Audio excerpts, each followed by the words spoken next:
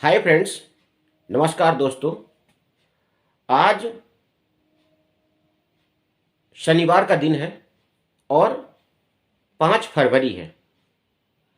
5 फरवरी को आज वसंत पंचमी का दिन था। आज माँ सरस्वती की पूजा होती है हमारे देश में। और आज ही के दिन भारत के प्रधानमंत्री श्री नरेंद्र मोदी ने आचार्य रामानुजाचार्य की 216 फीट की ऊंची प्रतिमा का अनावरण किया है, लोकार्पण किया है। और दोस्तों, ये हैदराबाद में प्रतिमा को बनाया गया है,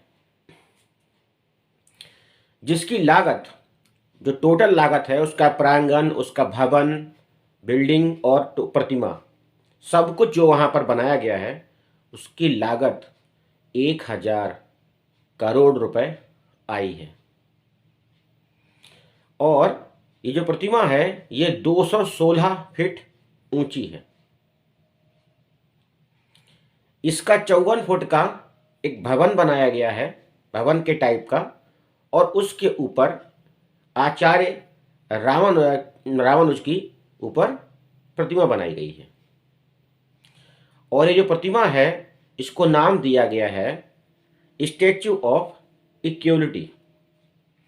अभी तक आपने स्टैच्यू ऑफ यूनिटी का नाम सुना था, जो सरदार वल्लभ भाई पटेल, जो हमारे भारत के पहले उप प्रधानमंत्री मतलब गृह मंत्री बनाए गए थे, वो सरदार वल्लभ भाई पटेल की प्रतिमा गुजरात में नरेंद्र मोदी जी के टाइम में ही बनाई गई है।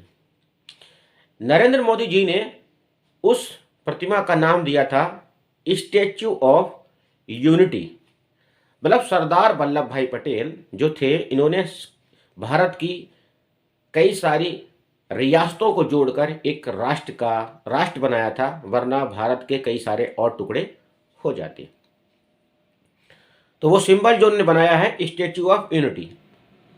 और अभी यूनिटी आज जो उसका अनावरण हुआ है प्रतिमा का, वो बनाई गई है आचार्य रामानुज की।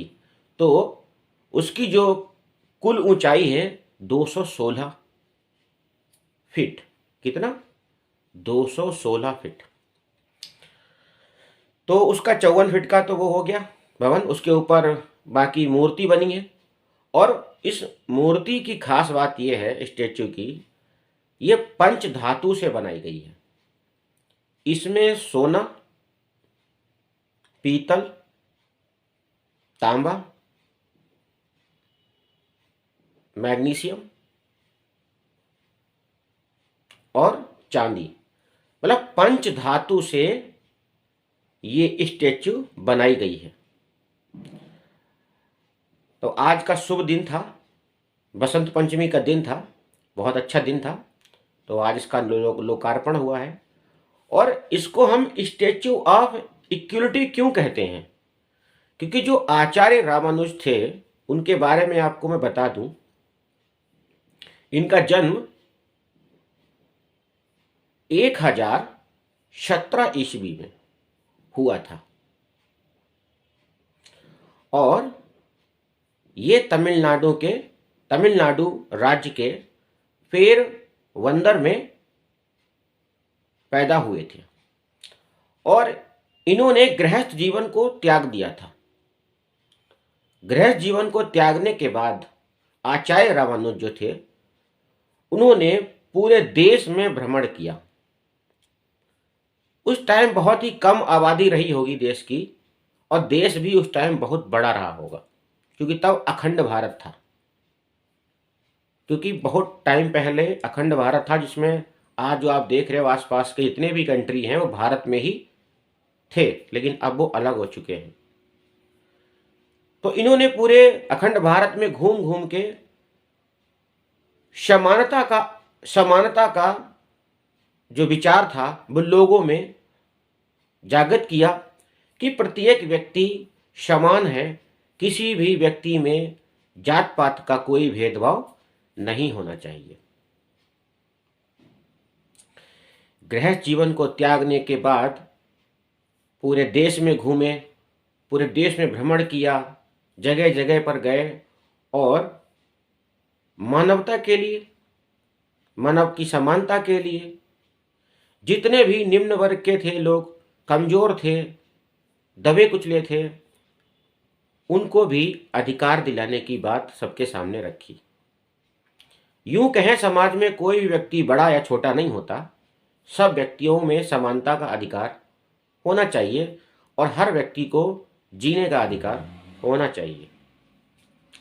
आचार्य रामानुज ने अपनी पूरी जिंदगी, अपना पूरा जीवन इसी में लगा दिया।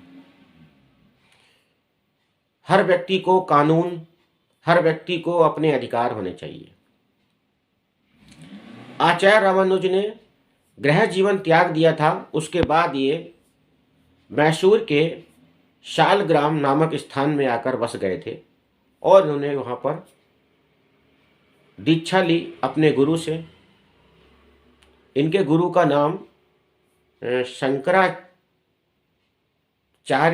ऐसे ही कुछ करके था, आचार्य, लेकिन मेरे को पूरा कंफर्म नहीं है। तो रामानुज का जो व्यक्तिगत जो जीवन था वो मैं आपको उस पर प्रकाश डाल रहा हूँ, बता रहा हूँ कि इनकी लाइफ में उपलब्धि यही रही, इन्होंने प्रत्येक व्यक्ति के लिए समानता और जात पात बिल्कुल नहीं होना चाहिए, कोई दबा कुचला नहीं होना चाहिए, कोई कमज़ोर नहीं होना चाहिए, और इन्होंने हर वर्ग के लोगों के लिए घूम घूम कर सब जगह उसका प्रचार किया और लोगों के अंदर समान भाव से सबको देखा जाए, ये भावना हर किसी में जगाई।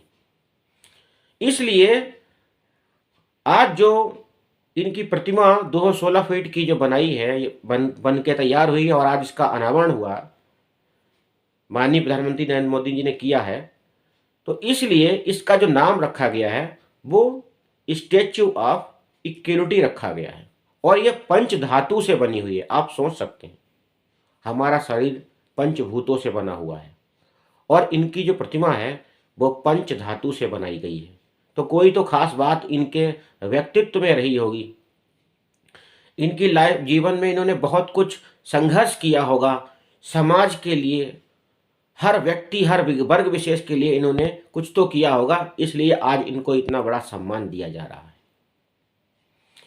आचार्य रामानुज ने पूरी लाइफ अपनी खपा दी और ये 1137 में ये ब्रह्म विलीन में खो गए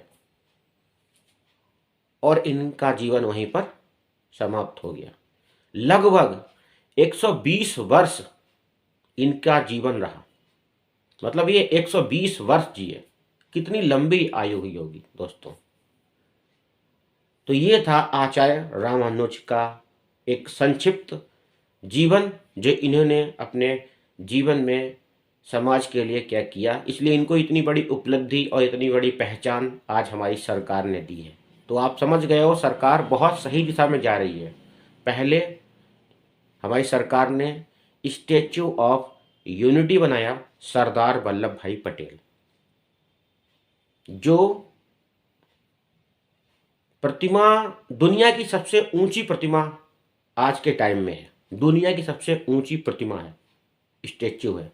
और अभी इन्होंने स्टैच्यू ऑफ इक्वलिटी के नाम दिया है, वो है आचार्य रामानुज, उनकी स्टैच्यू बनाई है जो पंच धातु से बनाई गई है। देश बिल्कुल सही दिशा में जा रहा है। प्रत्येक जाति वर्ग विशेष को आपस में जोड़ना चाहिए, एकता के सूत्र में पिरोना चाहिए और भावना सबके अंदर होना चाहिए, वसुधैव कुटुंबकम। वसुधैव कुटुंबकम का मीनिंग है कि संपूर्ण विश्व हमारा परिवार है। जब संपूर्ण विश्व आपका परिवार होगा तो सोचो, वो भावना जिन लोगों के अंदर होगी उसी को सत्य सनातन धर्म कहा जाता है। दोस्तों, ये था इनका परिचय और ये तारीख भी याद रखना, 5 फरवरी 2022 को आचार्य रामानुज की जो स्टैच्यू ऑफ इक्वलिटी है उसका अनावरण किया गया था। जय हिंद दोस्तों, वंदे मातरम, जय श्री कृष्ण, राधे राधे।